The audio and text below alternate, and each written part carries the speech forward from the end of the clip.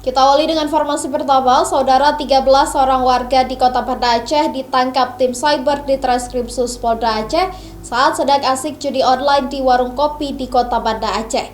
Dari pelaku, polisi mengamankan barang bukti 13 unit HP milik pelaku.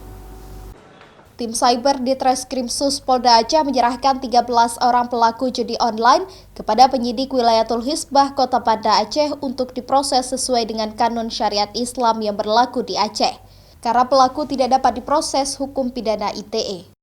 Sebelumnya, 13 warga Kota Banda Aceh ini diamankan dari sejumlah warung kopi oleh tim cyber di Treskrimsus Polda Aceh saat sedang main judi online jenis slot dan domino. Sementara 2 orang lain penjual chip yang diamankan tim cyber di lokasi terpisah dapat diproses dengan hukum pidana ITE. Mereka kita tangkap sebanyak 13 orang ya, dengan 3 TKP, salah satunya adalah di Desa Penyerat, di Kafe Desa Penyerat, dan Kafe Batok, serta di Ulekare.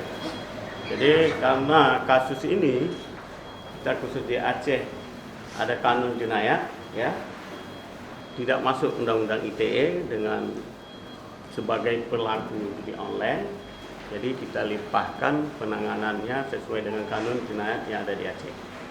Nah, kemudian untuk pelaku-pelaku seperti penjual itu akan kita tindak lanjuti dengan undang-undang ITE.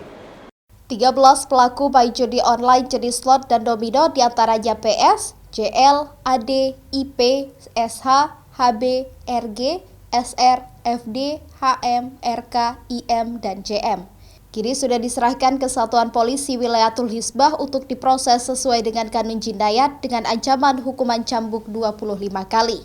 Penangkapan terhadap pejudi online di warung kopi dan kafe ini dilakukan tim cyber di Treskrimsus Polda Aceh atas laporan warga yang aktivitas mereka mulai meresahkan selama ini.